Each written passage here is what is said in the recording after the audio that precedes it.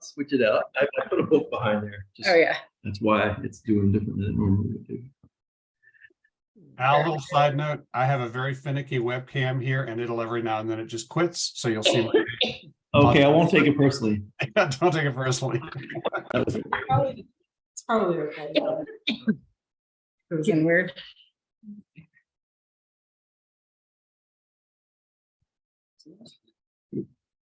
Okay. No, I lost my, Yeah. I lost my thing that I was trying to do here. The proper upper. Okay, so we are, well, that's still sort of weird. Let me get a bigger book. Then we'll get started. Yeah, I'll use Candyland.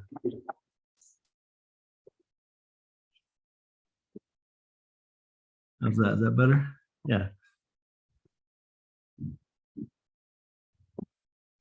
Okay. So we have, we're coming to you live from the Sky Room. Oh, are we on? Did you start? Okay. We're coming to you live from the Sky Room here at the parish. And I'm in New Jersey for the weekend and glad to be with everybody here. So let's get started. The session today is called Chronological Christmas. And this is the investigation of how the lessons and traditions of Christmas are affected and influenced by the passage of time. So to start with, oh, we got a snag. No. Oh, you're She's getting the Bible. okay. Fair enough. Let's talk first of all. This will be an odd thing. What can you tell me about the 13th century? 13th, 1-3. What do you know about the 13th century? What was happening in the world in the 13th century? Anybody know? Besides looking up on your phone like I just did. Any guesses? I'm clueless. Okay. It's after. Daddy says the Reformation. Yeah, the Reformation was starting to go. Good for you, Beth. The Black that Death was Scotty. going through Europe, the He's bubonic cooking. plague. Okay. So the Black Death was happening, a lot of people dying. The Ming dynasty in China was starting. John Wycliffe was working on translating the Bible. The Renaissance was beginning in Italy. Dante and Giotto, the painter, and Chaucer was writing the Canterbury Tales. All of this was happening in the 1300s, Wow. 14th century. Now, you may ask yourself, what's that got to do with our topic? And I'll tell you.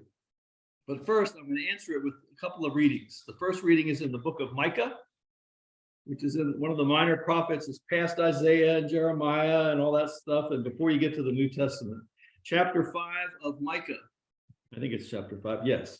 Starting with verse 2. So you can read along if you've got it, or if not, if you're still thumbing through the pages, that's okay too. You know, you're gonna pick on me. I didn't say a word. Okay, here it is. But you, O Bethlehem of Ephrathah, I was going to practice this and I didn't. How do you say that? You know, Ephrathah. Anyway, the big E place. Who are one of the little clans of Judah? From you shall come forth for me one who is to rule in Israel, one whose origin is from old, from ancient days. Therefore he shall give them up until the time when she who is in labor has brought forth.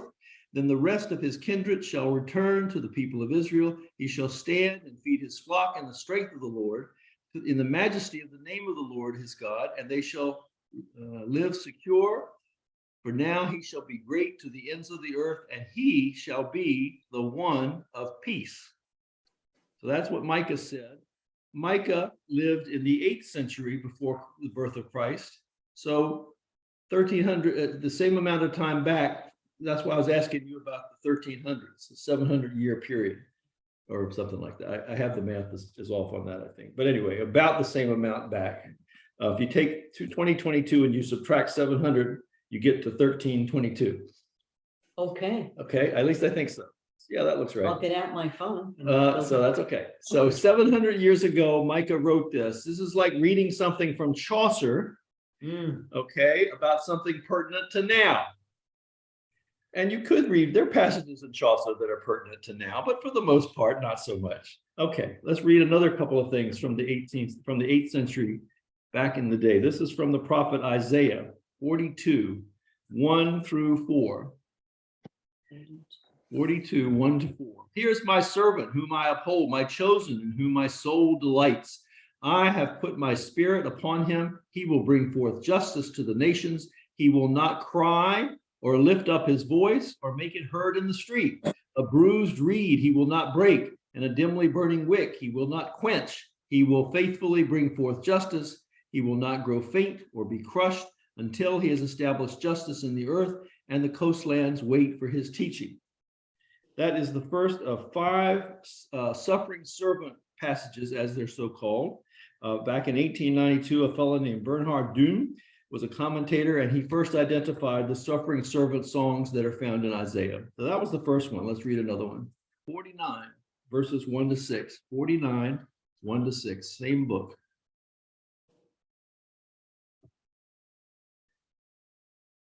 Listen to me, O coastlands. Pay attention, you peoples from afar away. The Lord called me before I was born. While I was in my mother's womb, he named me. He made my mouth like a sharp sword. In the shadow of his hand, he hid me.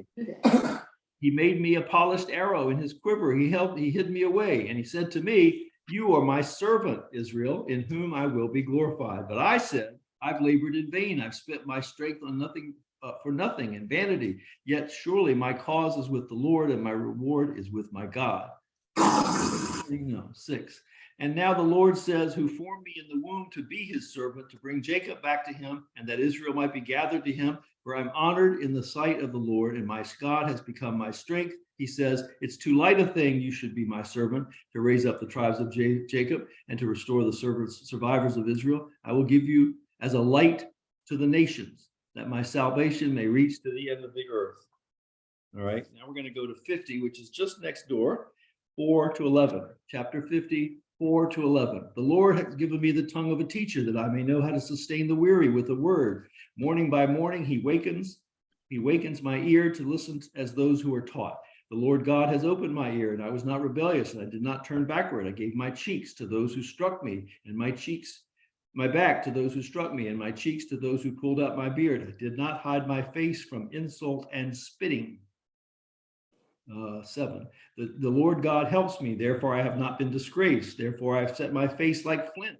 Know that I shall not be put to shame. He who vindicates me is near. Who will contend with me? Let us stand up together. Who are my adversaries? Let them confront me. It's the Lord God who helps me. Who will declare me guilty? All of them who wear out like a garment, the moth will eat them up. Who among you fears the Lord and obeys the voice of the servant, who walks in darkness and has no light, yet trusts in the name of the Lord and relies upon his God?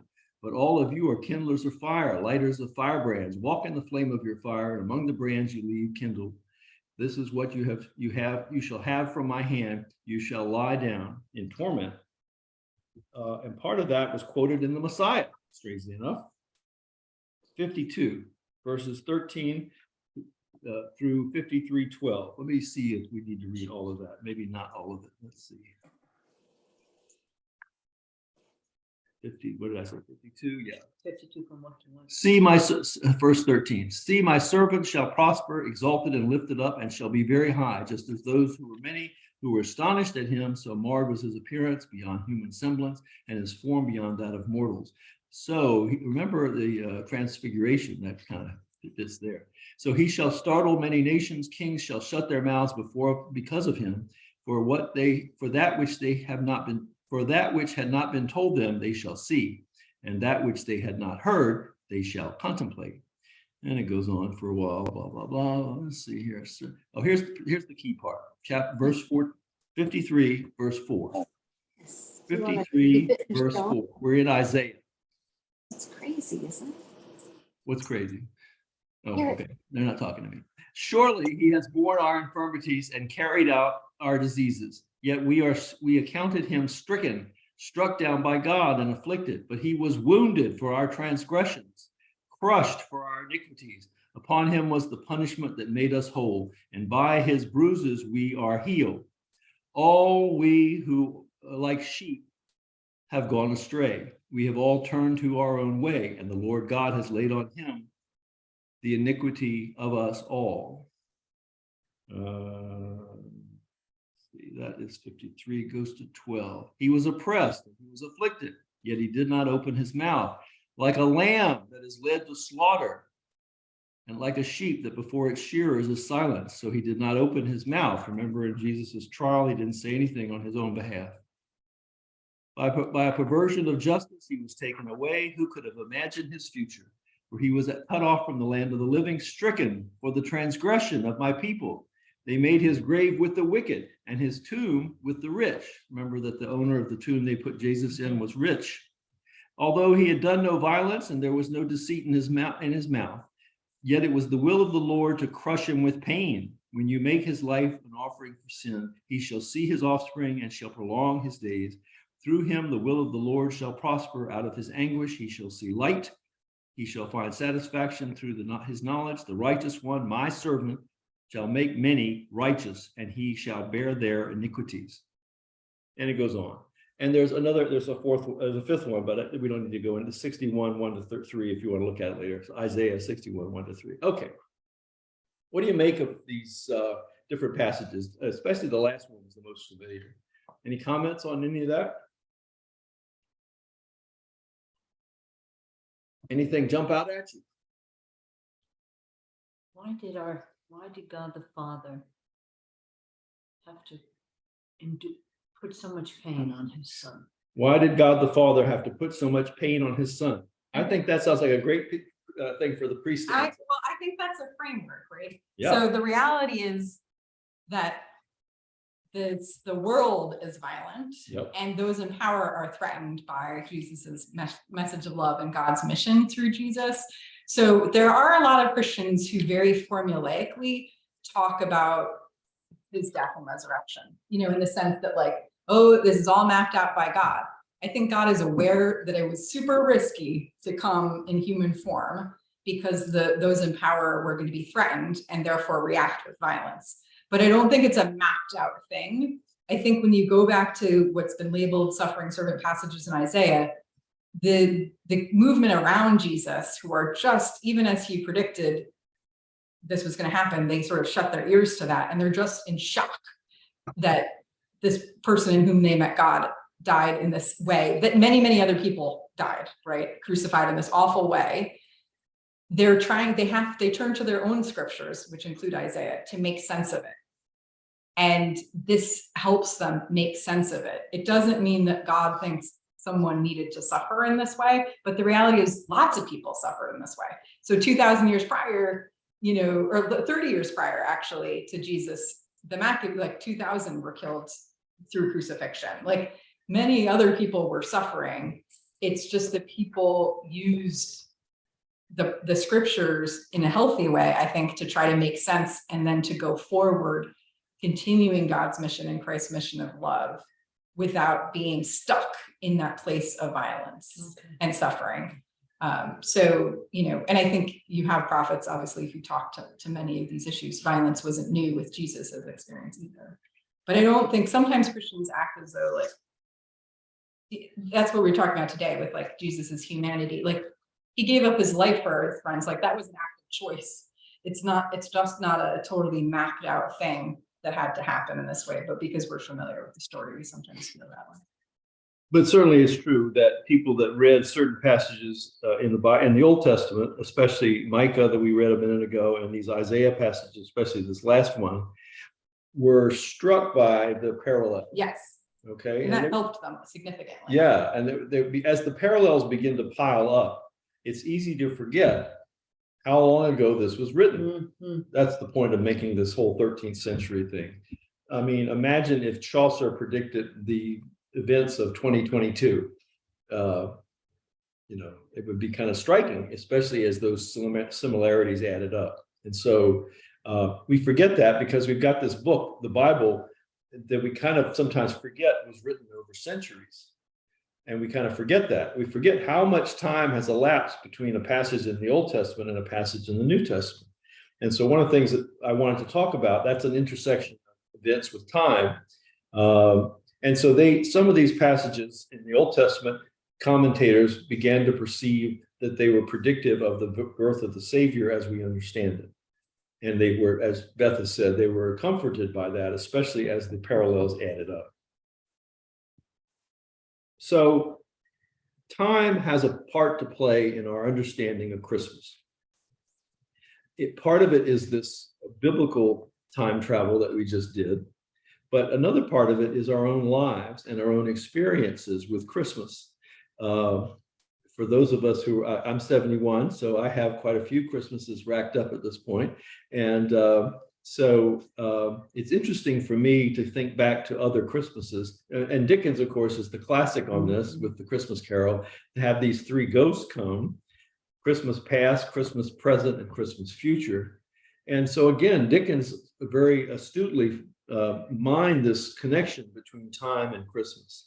So what I wanted to do with a lot of the session today was to give us a chance to share our own understandings or memories of Christmas, or how the event has changed for us from the beginning, from our very first Christmas that we can remember until the Christmas that we're about to celebrate in a week or two, a few weeks. Well, I guess one more week and change or something like that, right? What is it? 2 weeks. Yeah, 2 weeks. Yeah. So, Weeks from today. so does anyone want to jump in and share a Christmas memory from Christmas past?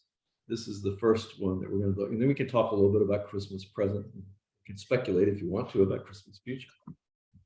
And if nobody is ready to do that yet, I can jump in. But I'll give.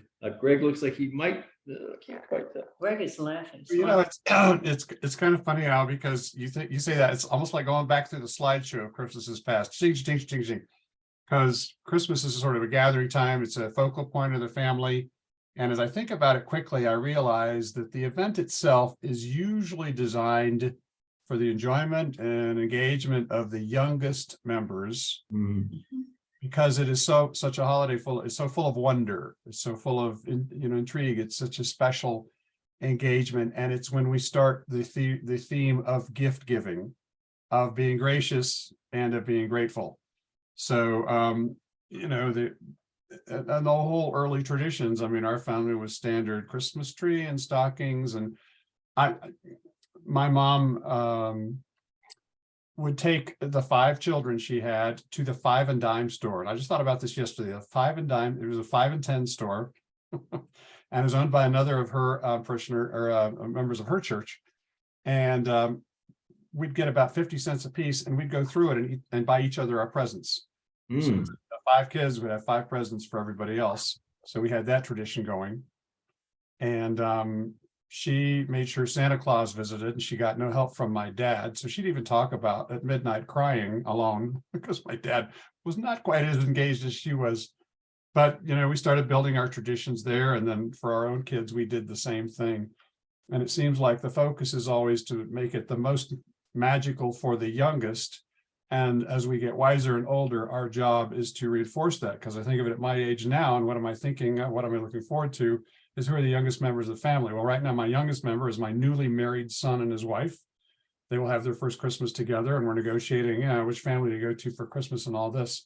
But I'm looking down to what will be their great joy and pleasure, because I've seen a bunch of them, and I'm happy to be not so much a leading engager, but now an endorser of that. So that's how it seems like it's changed over the years. That's great. That's great. I like what you said about the fact that the youngest were brought into the Christmas spirit to experience wonder.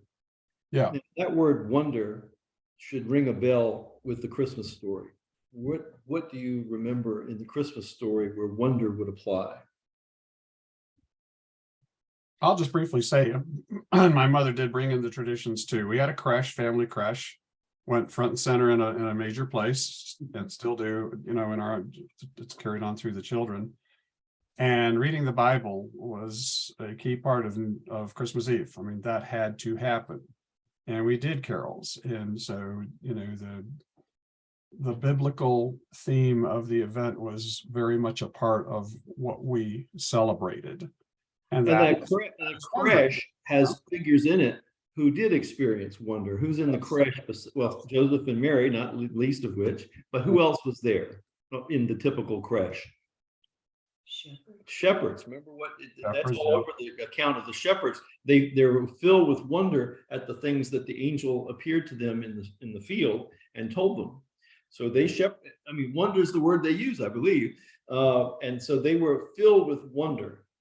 Just like a kid on their first Christmas, where they really understand Christmas, they were filled with wonder. And to some degree, the Magi, on a kind of a different intellectual wonder, if you will, by actually finding this king that they were seeking and how humble his surroundings were, I imagine they also experienced wonder. So it's really a great byproduct of what we do with our children, that we introduce them to the concept of wonder, because the concept of wonder is crucial to being a Christian, it seems to me. You have to have some moment where you realize with wonder just what God is all about.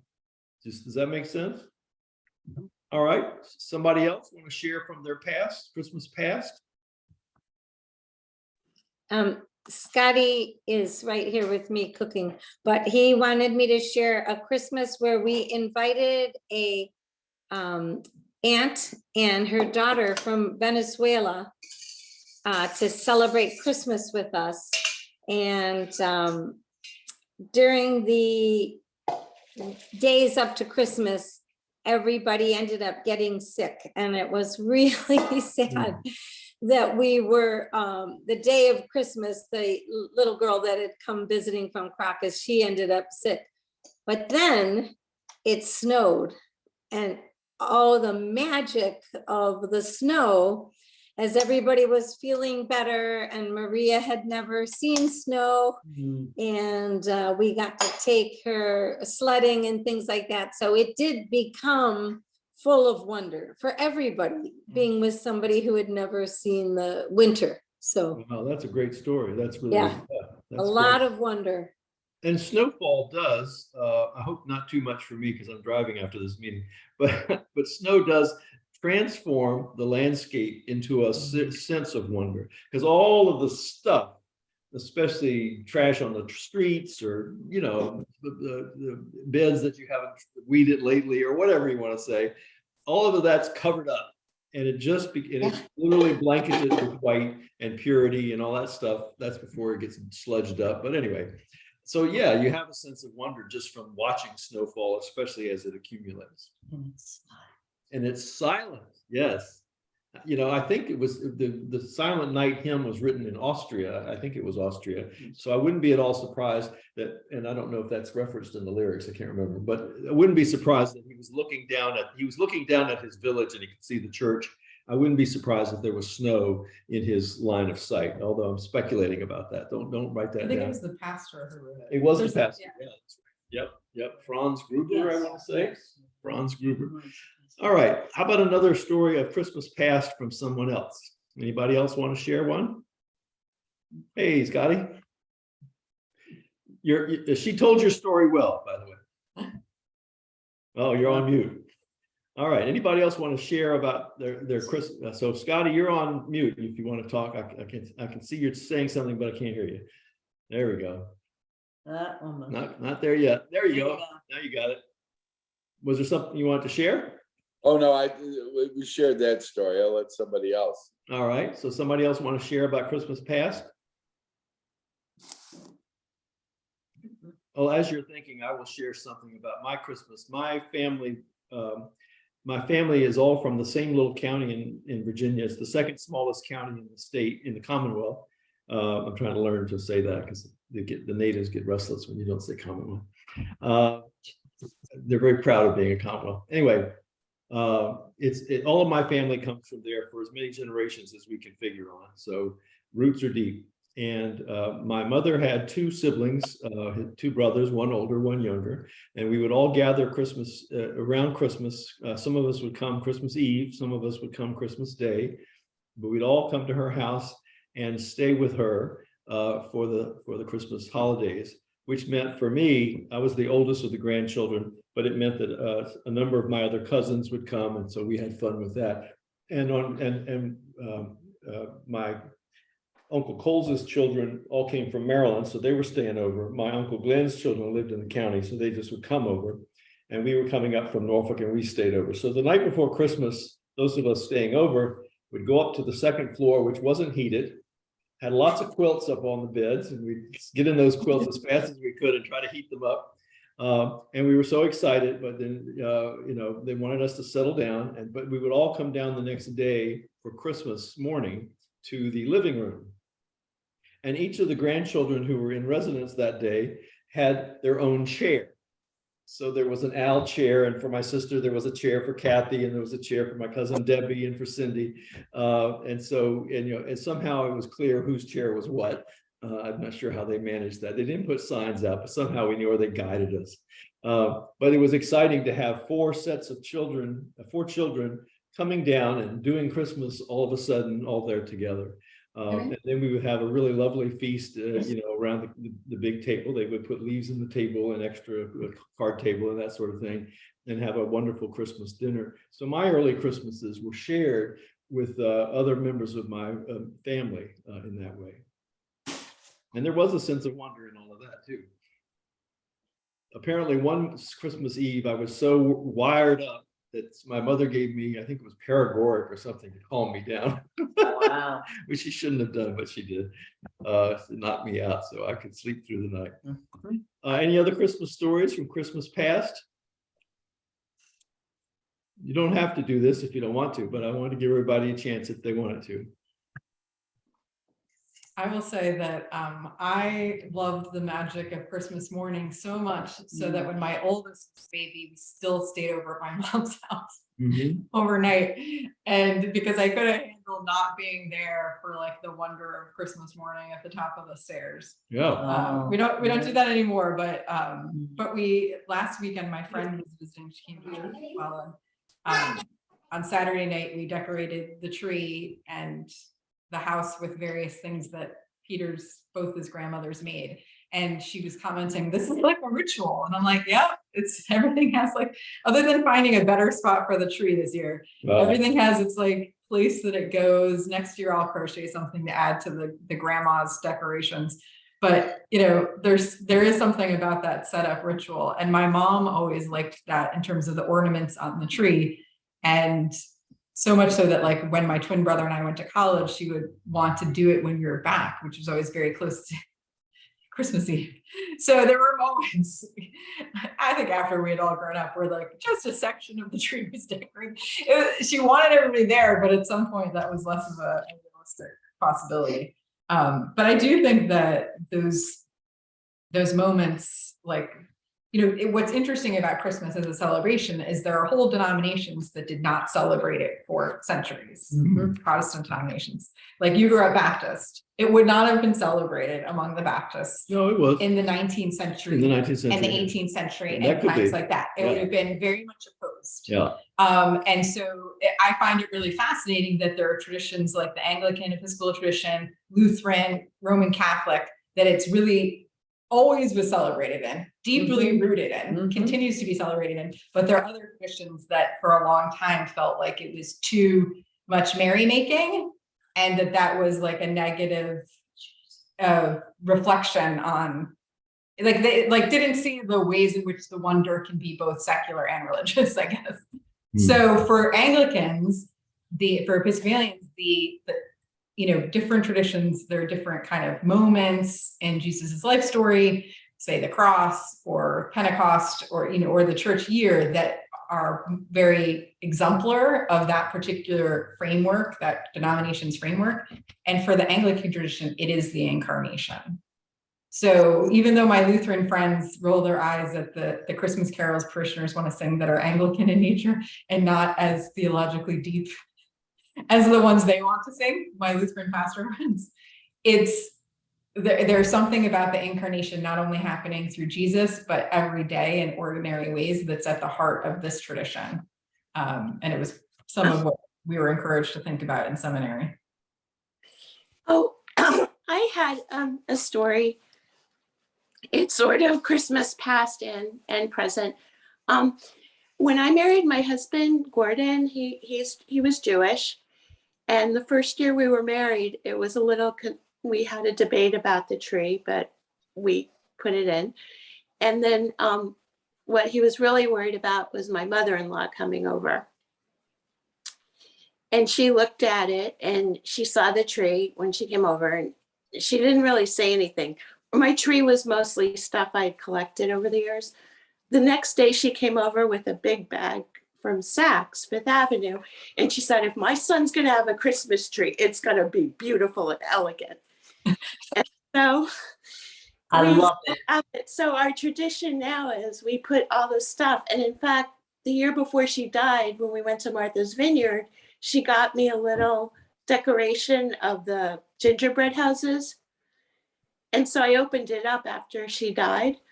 And so that was like a really meaning. It's like my tree is everything, my family, my husband's family, everything. And I thought, even though that doesn't seem like a traditional thing, it's sort of the meaning of Christmas, like, you know, getting over your prejudices or something, being open to something new. Yeah, that's absolutely right. And that sounds very Mona to me. Yes.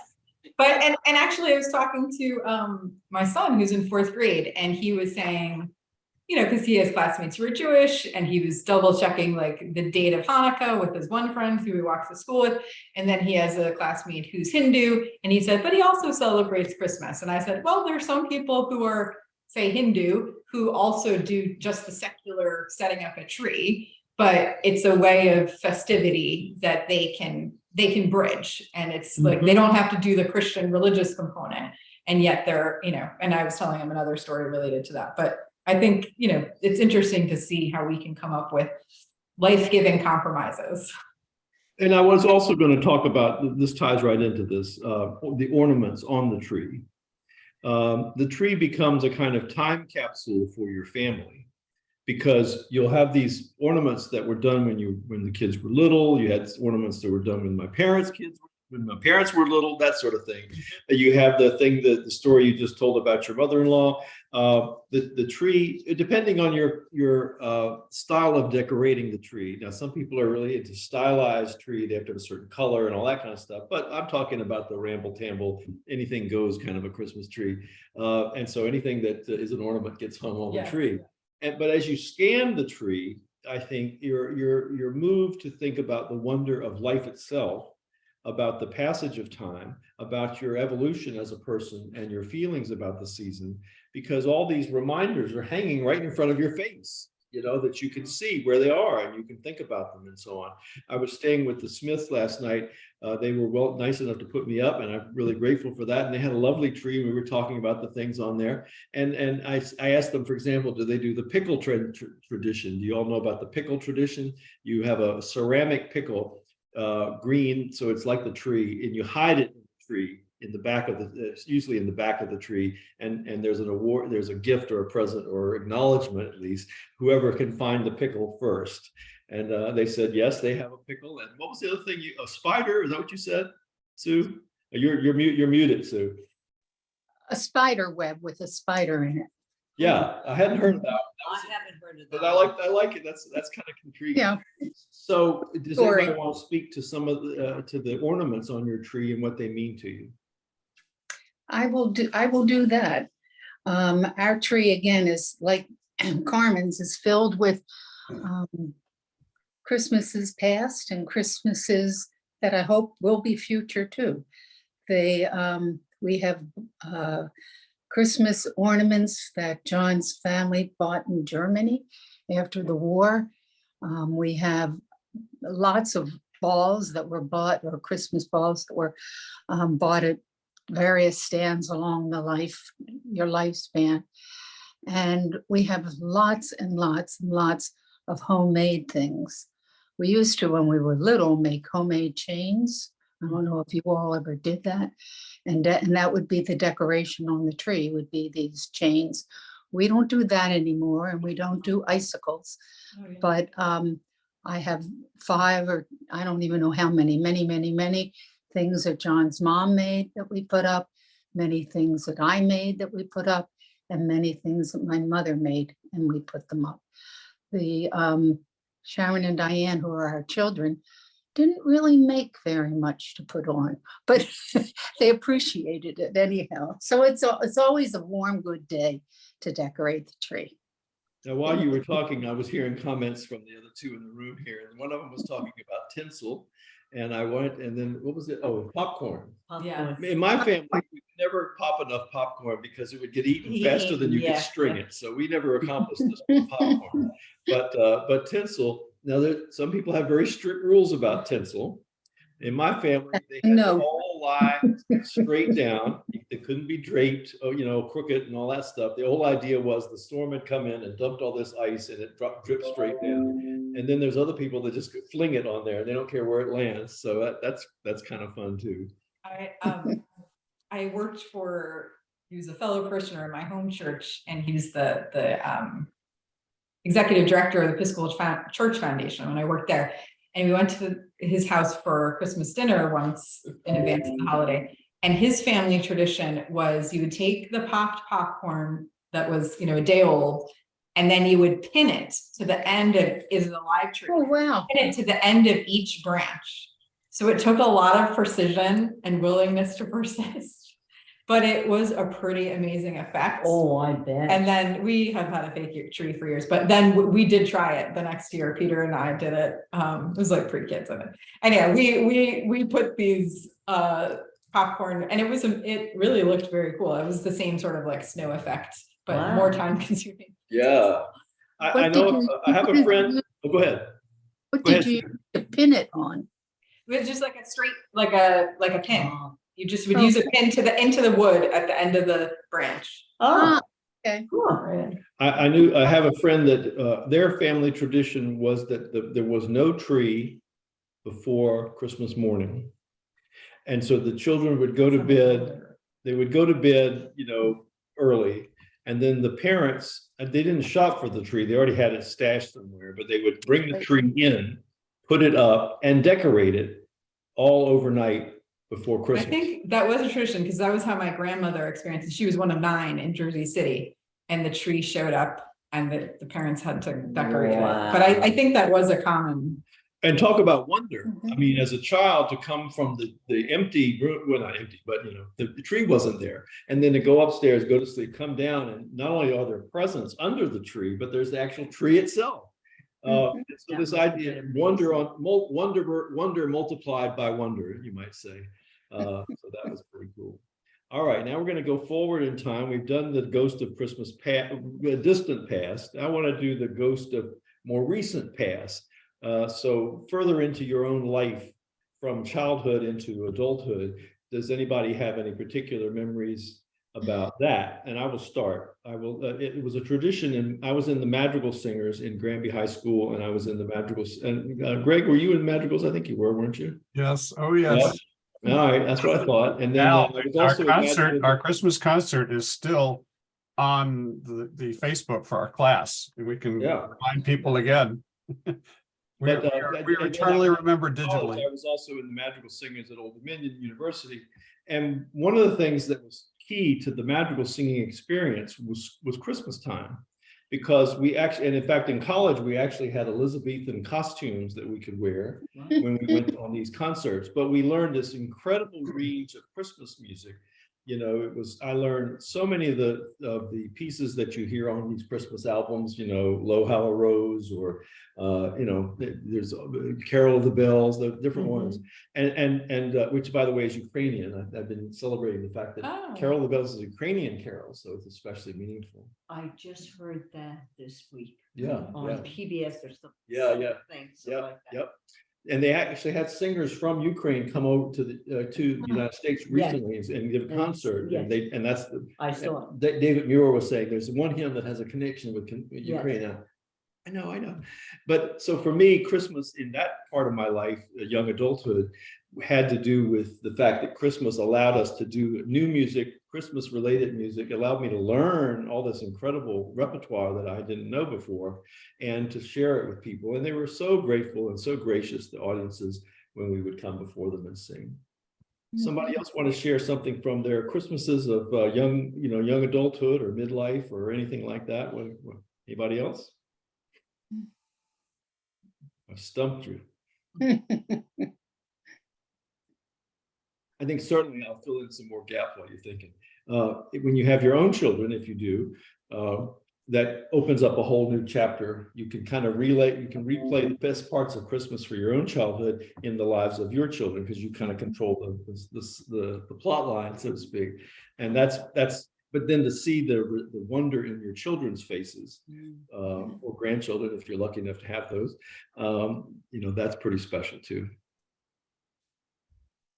Well, our Christmases, as after we were married, was mostly, we lived in DC or in Maryland.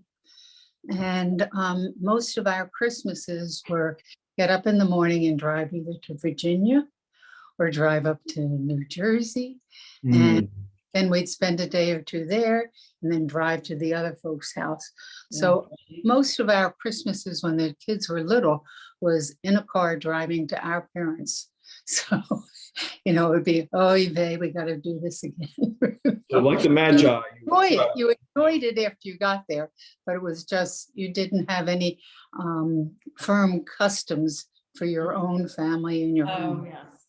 Yeah. Well, that's why actually my sister, who's in Maryland, right outside of DC, because the kids wake up early, right? They're little. So they have the Christmas morning at home and then get in the car and drive 4 hours up to my Right. mom. And, especially because, and my own experience with my kids was, even if they're not up, you wake them up. And then I need to come to church typically. But they go to my mom's and then by like 2 o'clock in the afternoon, at least are over at my in-laws who host their side, but they're all local. So like, a 10-minute drive, 15-minute drive is easy. But I thought it was a good solution for my sister not to like, to still get that early morning Christmas day. Because 4 hours wasn't as bad as a further distance, but Yeah, other well, people wouldn't do that, but we always had Christmas opening presents and that nice. stuff, going to church, and then we'd hit the road. So you have the same solution. Now, another part of the Ghost of Christmas Past in the Dickens story has to do with regret. When the ghost shows Scrooge his young adult life and this young woman that he was interested in, but he was too enamored of money to do the right thing and cast that aside and concentrate on her. And so he missed out. But he's watching these scenes play out and he's filled with regret. He's touched by what actions he didn't take. In addition to that, Christmas can also be, I guess this is part of the Blue Christmas thing. We're going to do a service on that soon here at the parish. There's also the empty chair at Christmas, that there's somebody in your family that's not there anymore. And so Christmas is a reminder that they're not there. They're more keenly missed, I think, at certain occasions like that, because you have vivid memories of gathering together. That's Christmas is one of those occasions that seals in your memory. And while you may not be able to distinguish every single Christmas, you have a pretty strong memory of Christmas traditions, as we've just demonstrated. And so when there's somebody that's not there anymore, like a parent or a spouse, it's poignant.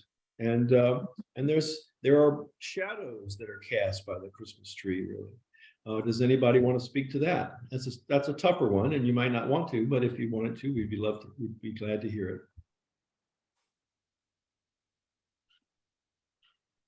I will say the first Blue Christmas service that I experienced was in my last parish, and it was the Christmas after my father had died. So my father died in June, and I started at that church at the end of the summer, and then but the rector I worked with had sort of outsourced the service. Now I was responsible for reviewing the bulletin, so I was perfectly happy with the bulletin. It was outsourced to a jazz trio, and the liturgy was, plenty of Episcopalian, that was fine. But it was a very jarring experience for me and the 14 other people in attendance. Well, I don't know about them, but for me and my husband, jazz is his specialty as well. So jazz can take lots of different emotional tenors, and so easily could have been appropriate for a Blue Christmas service. But instead they played festive carols in a festive way and then you would have like this kind of meaningful liturgy. And it was my most jarring church experience ever. And I remember I couldn't quite come up with a great way to give them feedback. They were trying to do this, as a moneymaker, and I didn't know how to be that was so off base in terms of not just the lyrics, it was really more like the tempo and lots of things. It was just off. So that was my first encounter with the Blue Christmas service, but I knew that there was a real need for it. And subsequently we worked with the organist and did more meaningful things. But some people liked the music, but I was like, it just didn't, it was a reminder of how essential music is to worship. Yeah. Anybody else want to share about the sadder side of Christmas? I'll speak somewhat to that, and it kind of speaks to the fact that with that well-established Christmas tradition and all those, events around it, all the things that are going to happen. So, as you know, I lost my wife 2 years plus ago, so we've now experienced Christmases without her. But it's interesting to me how welded my children are to the traditions. Like the creche goes here, the tree goes there. Since the kids have been tiny, they've alternated putting the angel on top of the tree and the picture is taken. We still do that. My daughter, when she was 5, took the tree thing that goes under the tree skirt, would put it on, do the rain dance, put the skirt on, took the rain, and as she danced, she threw the rain on the tree. My daughter is 33. She still does the rain dance. So, there are things that we do even, and of course we think of Susie, but we have the memories of past and going forward really well established. So we maintain those, and those are a comfort because, this kind of leaks a little bit. You talk about grief into the whole grief scenario, which that's another whole arena to deal with. But, at this point in the grief cycle, I think grief converts from sadness to joy and gratitude. And Christmas really helps with that. Yeah. Anybody else before we move on? So Christmas the Christmas celebration in the ways that your family does it and the way the church does it, the music, we haven't really touched on Christmas music, but most of us collect Christmas music from all the parts of our life, and we have our favorites. There's I always start except for this year because I don't know where the CD is yet, but usually I play this Renaissance piece that's all orchestra period instruments, and it starts off with a kind of a fanfare that goes ta-da, like that's a good way to start as far as I'm concerned. And so I usually play that one first, and then I just start to go through it. I have a box of Christmas music, and I with the CDs in it, and there's no way I can get through all of them, even if I'm not playing them 24/7, but as much as I play them, I never get through the entire box. And so then I move the ones that I played that year to the back of the box so that next year I can do the new ones. So, but that's an important thing too. But so the Christmas albums and traditions are a landmark in our memory. You probably are hard pressed to tell me what you were doing on some random day like August 21st, but you probably can tell me quite a bit, as you've done, about what you've done in different Christmases. You may not know all of them, but you have a pretty good memory of it, similar to how you remember tragedies. So everybody who's old enough remembers the day that John F. Kennedy was assassinated, or they remember 9/11, what they were doing that day, because all the events of that moment is so momentous. The brain backs up those memories with extra space or emphasis or something. I don't know how they do it, how it does it, but we can say all sorts of details about those days or those times because they're preserved in a different way from ordinary things. And so in a way, Christmas gives you a chance to reflect upon your life in much the same way that Scrooge was asked to reflect upon his life, both in terms of the past and his present. The Ghost of Christmas Present was pretty brutal for Scrooge, as he saw how mean he'd been and how much need there was, especially his own employee and his family, and knowing the health prospects of Tiny Tim and all of that he had just hardened his heart to. So Christmas Present can be tricky. For me this year, I know that my Christmas will not have a tree because my father doesn't want to get into all of that.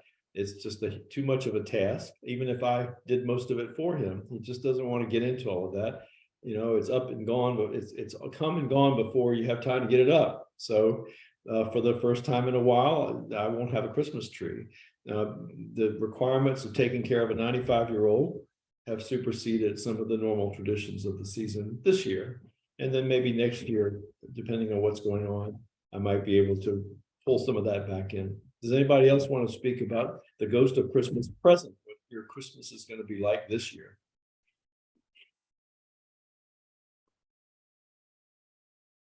I can just briefly speak to the fact that, as I alluded to, my son married a wonderful woman about a month ago. So that changes the family dynamics for any of those of you who've been through that, big change.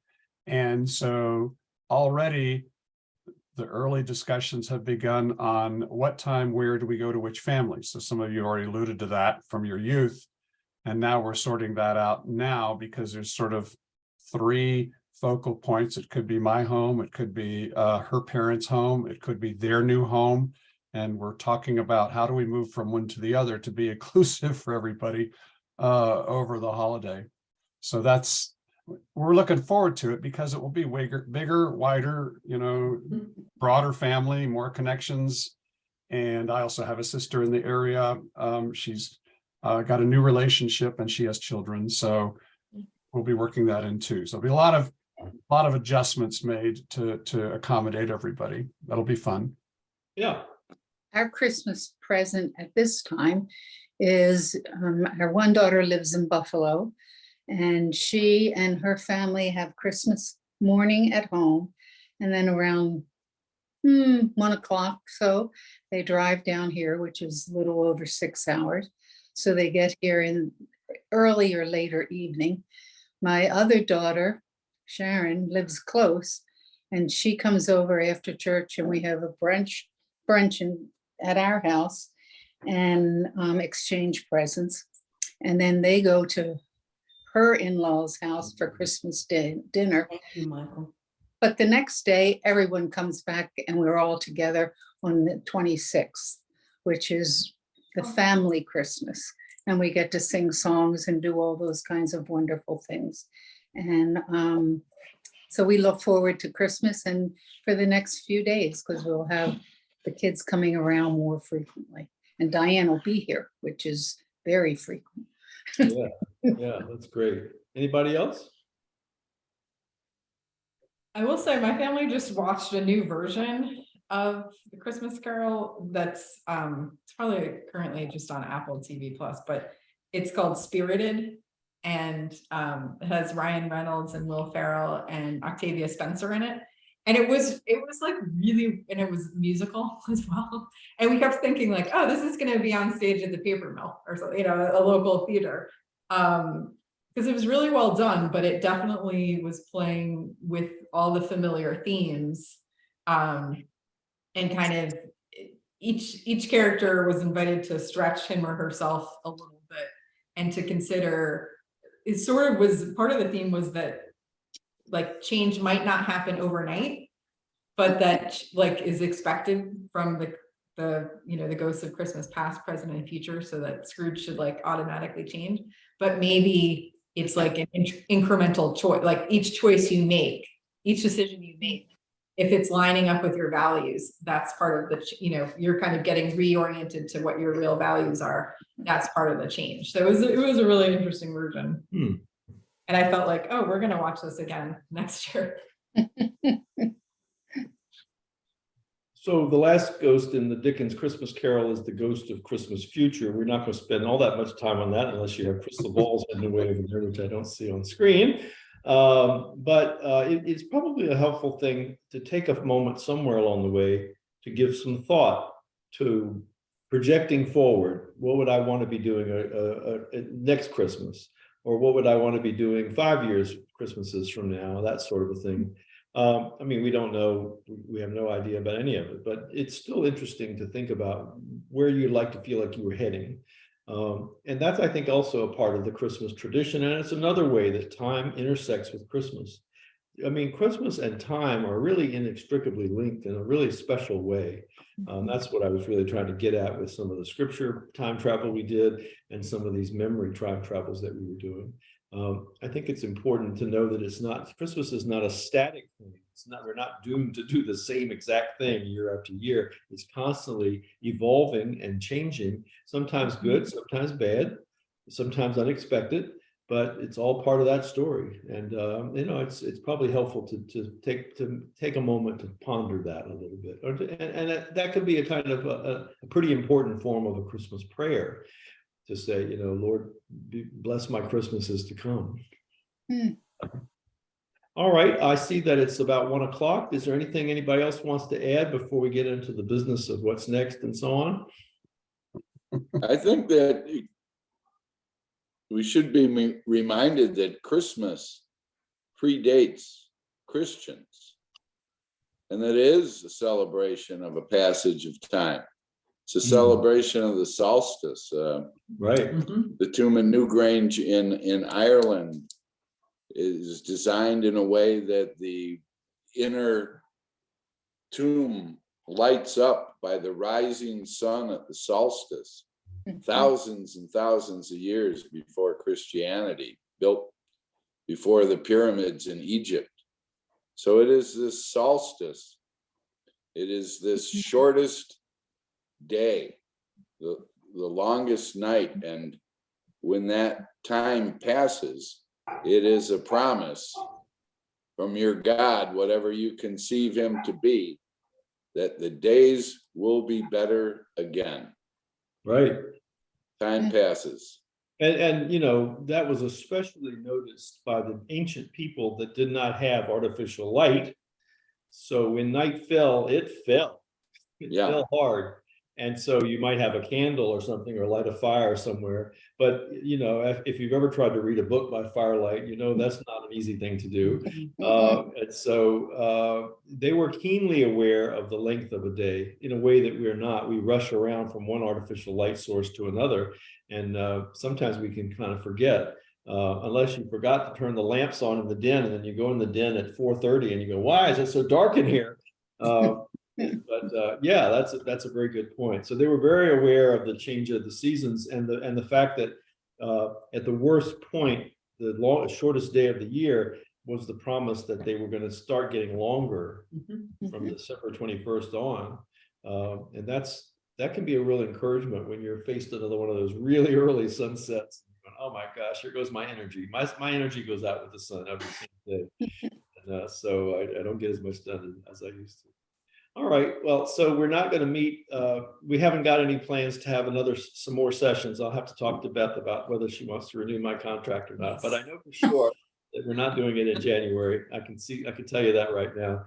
So we may begin again in February. We'll talk about that. We'll let you know in plenty of time. But I really appreciate very sincerely your allowing me to continue to gather with you all. And it's been especially fun to have people from out of town join us, like Scotty, you guys over there in whatever state you're in. Oh, is it Ohio? Ohio. Yeah. Ohio. Greg is in Colorado, and we've had people from other parts of the country too. So that's been really special. So I thank you for allowing me to share with you in this way. And hopefully we'll get together again in 2023. Right. Wow. And Thank you. I would like to wish everyone a very, very, very Merry and Holy Christmas. And a very Happy New Year. Love you all. Bye-bye. Merry Merry Christmas. Christmas to you. Merry Christmas. Bye. Bye.